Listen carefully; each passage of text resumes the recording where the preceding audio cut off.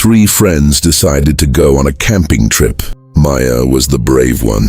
She always had a plan. She never got scared, or at least she never showed it. Jake was the funny one.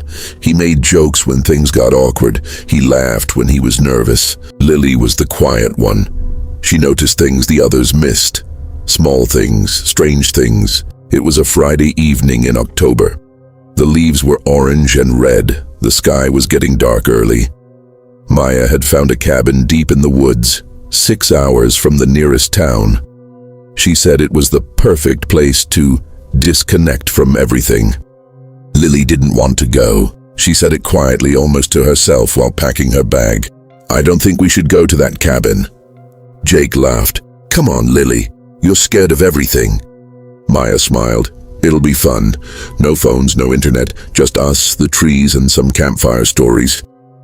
Lily looked at the address Maya had printed on a piece of paper.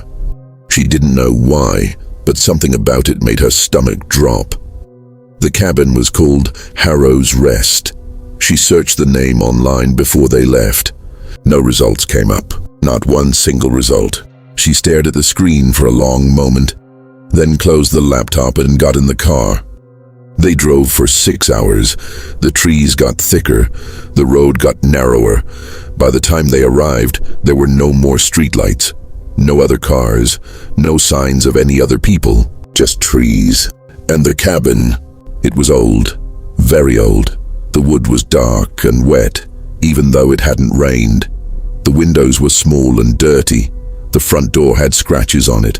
Long, deep scratches, like something had been trying to claw its way inside or outside. Jake looked at the scratches and said nothing for the first time all trip. Maya unlocked the door and stepped in. "See? Perfect," she said. But Lily stood at the door and looked into the dark hallway and felt something look back. The inside of the cabin was simple. One main room with a fireplace, 2 small bedrooms, a bathroom with no mirror, just a rusted hook on the wall where a mirror used to hang. Jake noticed the hook. "Why would someone take the mirror?" he asked. Nobody answered. They made a fire. They ate food they had brought from the city.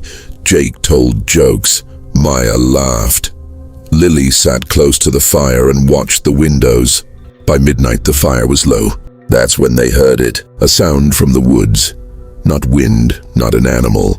Something rhythmic, like slow, heavy footsteps walking in a circle around the cabin. Step, step, step, pause, step, step, step. Maya held up her hand. Shh! They all listened. The footsteps stopped right outside the front door. Silence. Then knock, knock, knock. 3 slow knocks on the front door. Jake grabbed a flashlight. "It's probably just a hiker," he said. His voice was shaking.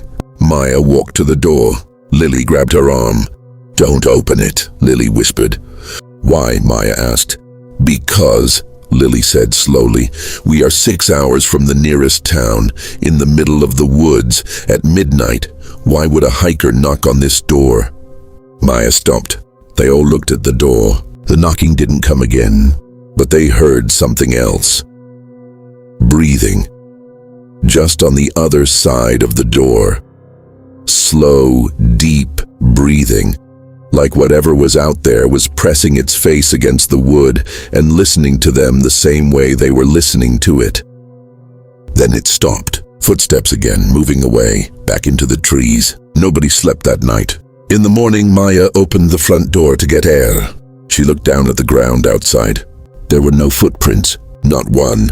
The ground was soft mud, perfect for leaving prints, and there was nothing, not even animal tracks, just the 3 sets of footprints they had made when they arrived. "Okay," Jake said from behind her. "Can we go home now?" Maya stared at the empty mud. "It was probably just the wind," she said, but her voice was flat, empty. She didn't believe it herself. Maya said they should explore during the day. She said it would make them feel better. Jake agreed. He said being outside would calm everyone down. Lily stayed in the cabin. She walked slowly through each room. She was looking for something, though she didn't know what. The bedroom she had slept in, or tried to sleep in, had a wooden floor. One of the boards near the bed was slightly raised. She knelt down and pressed it. It moved. She pulled it up. Underneath was a small, dark space. Inside the space was a tin box, old and rusted. She opened it. Inside was a notebook. The cover said one word in faded ink: stay. She opened the notebook. The handwriting was messy, desperate, like whoever wrote it was in a hurry or in fear. The first page said, "Day 1, we arrived. Beautiful place, so quiet." The second page said, "Day 3, we keep hearing sounds at night, walking, circling. We think it's deer." The third page said, "Day 5. It knocked again." Tom opened the door this time. There was nothing there, but Tom hasn't been the same since. He keeps staring at the trees. He smiles too much. Lily's hands went cold. She turned more pages. The writing got harder to read. Day 7. Tom walked into the woods last night. He didn't come back. We waited. We called his name. Nothing. Day 8. Sarah is gone too. I'm alone now. I can hear it walking, always in circles.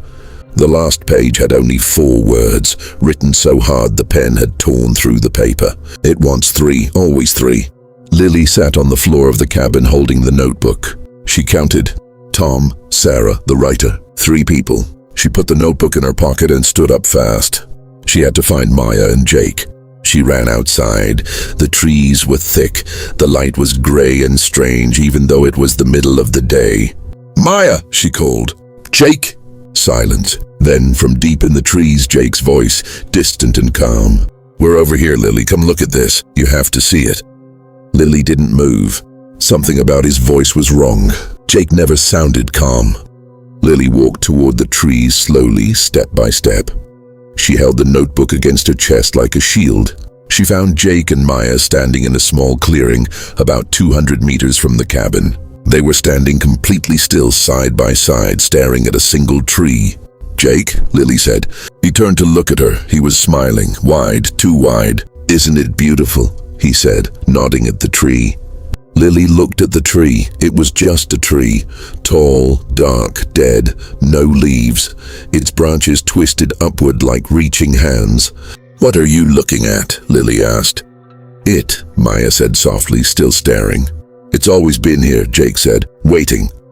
Lily grabbed Jake's arm and shook him. "Jake, stop, look at me." He turned slowly. His eyes looked distant, far away, like he was watching something Lily couldn't see. "It just wants to know us," he said. "It's lonely. Come back to the cabin," Lily said, pulling his arm. "Now, both of you." Maya didn't move. Lily pulled harder. Jake walked with her slowly, like someone walking in a dream. Maya finally followed, but she kept looking back over her shoulder at the dead tree. Inside the cabin, Lily showed them the notebook. She read the pages out loud. Jake sat at the table, slowly blinking, like he was waking up from a deep sleep. By the time she finished reading, some of the life had come back to his eyes. "We need to leave," Lily said. "Yes," Jake said quietly. They both looked at Maya. Maya was standing by the window, staring out at the trees. "Maya," Lily said, "we're leaving right now." Maya turned. Her smile was wrong, just like Jake's had been. "You can't leave," she said softly. "It's not finished yet. It needs all 3. Jake stood up and took Maya's car keys from the table. "Then we go without the car," he said. "We walked here," Lily reminded him. "We run," Jake said.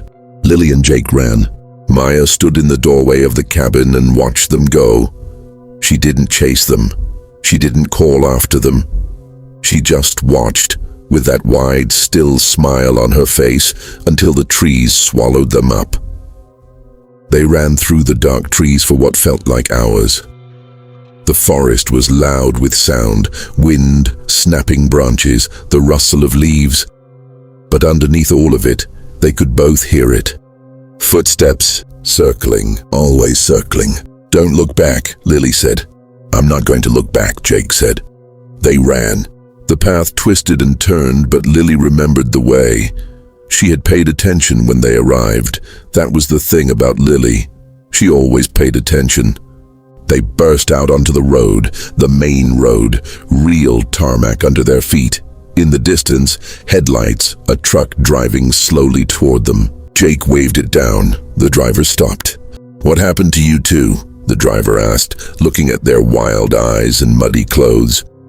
"There was a cabin," Jake started. "Harrow's Rest," the driver said. Jake and Lily went cold. The driver looked at them carefully. "You left someone behind," the driver said. It wasn't a question. "How do you know that?" Lily asked. The driver stared at the road ahead. "Because it always starts with 3, and it never lets all 3 go." Lily thought about Maya, standing in the doorway, smiling that wrong smile. "What is it?" she asked quietly.